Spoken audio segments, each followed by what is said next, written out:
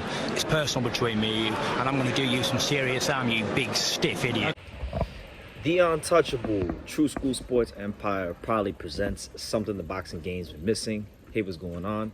It's your boy BT, and I came here to talk some boxing with the thousands of True School Sports subscribers. All right, so I've been really trying to avoid speaking about this for a while because I've seen it in the news a couple times over the last couple of months, but you know, it's happened again, and this time, like, you know, today I got time. You know, I'm chilling. I'm here in Japan, taking a nice little stroll, trying to keep the show going on for you guys, pumping out that world-class boxing content, giving you guys that boxing talk, something to listen to when you're on your way to work and while you're on your way to going to whatever appointments you may have for the day. You can hear some good boxing talk. But I wanted to speak about this whole like position that Mauricio Sulaiman and the WBC is taking, because you know, this is not a political channel.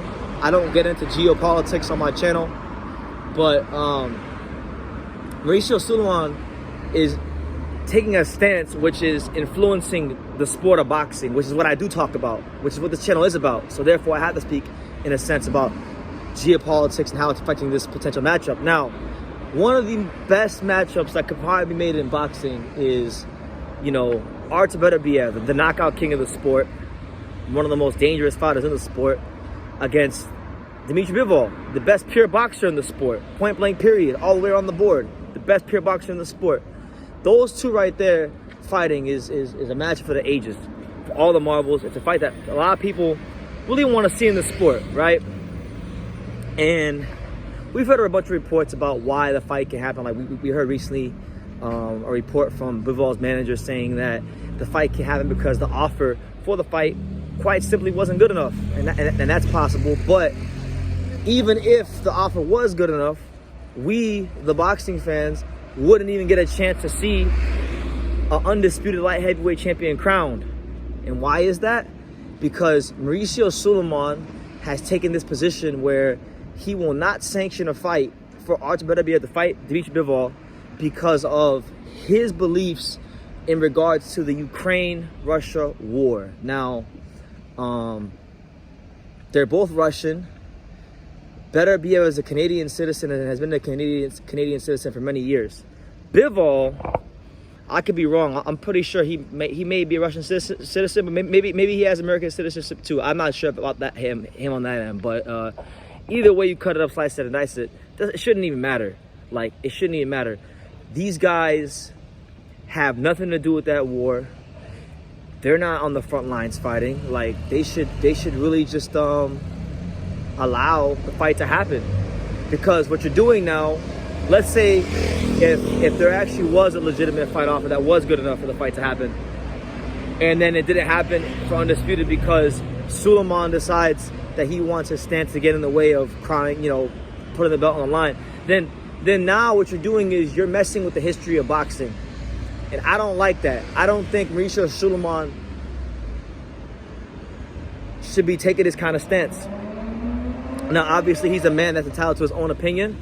He's right. He has a right to have it, and you know, God bless him for it. But it shouldn't really be to the point where you're prepared to, if it comes to that, affect a fighter's legacy, because that's what that's doing. Effectively, that's what that is. That's affecting a fighter's legacy, because whether it be Beterbiev or Bivol who wins that fight, you know, if it were to happen, those guys shouldn't have to like have their undisputed championship status called into question because of something that has nothing to do with them. You know what I'm saying? So I don't like that. I don't like that at all. And I think Sulaiman, you know, for lack of a better term, he needs to pull his head out of his ass, and he needs to just focus on boxing and keep it boxing. Because if you really want it to be this like political global figure and all this stuff, then you should go, you know, get out of boxing. Then get out of boxing. Go. You know, you're Mexican, right? Go to the Mexican government and try to fix things in your country.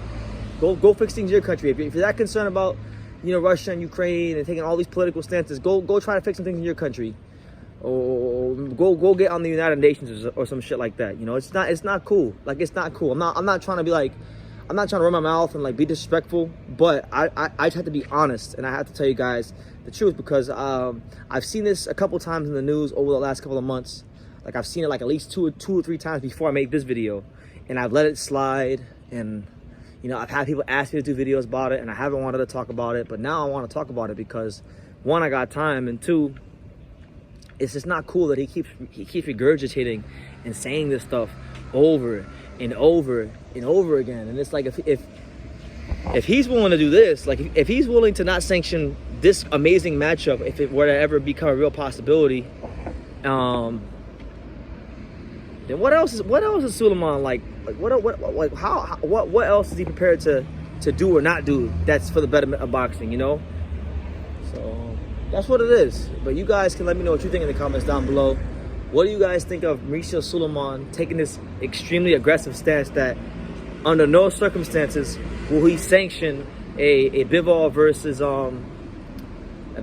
Beterbiev fight for Undisputed, you know?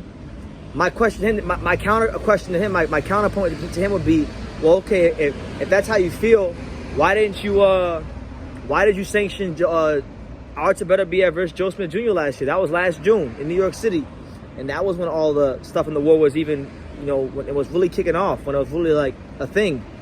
I mean, I'm sure it's still a thing now, but like I'm saying, when it first became a thing, when it was really being sensationalized, why did you sanction that fight? Is it because Beterbiev's a Canadian citizen now? Come on. I mean, he is, but I'm just saying, like, he's still a Russian, you know? And if you really had that strong of hatred and vitriol and bitterness in your soul for what's happening in Russia, then you would have held it against him despite his Canadian citizenship. So that's where I stand on the matter. This is not a politics channel. I'm just talking about how all this, his stance, affects the fight with Bivol and Beterbiev. So you guys can feel free to give me your thoughts down below.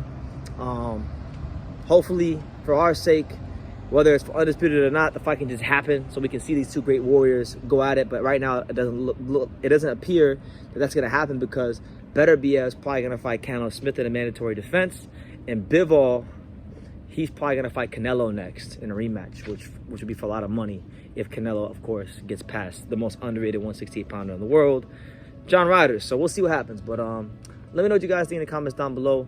Make sure you guys hit the time to subscribe. And like I say in every single one of these videos, you can love me or you can hate me, but I'm just a kid from Daniel. So until next time, take care, guys. Thank you for watching another video on the untouchable True School Sports Empire. For more great boxing content just like this video, click right here and make sure you subscribe. Much love from sunny South Florida.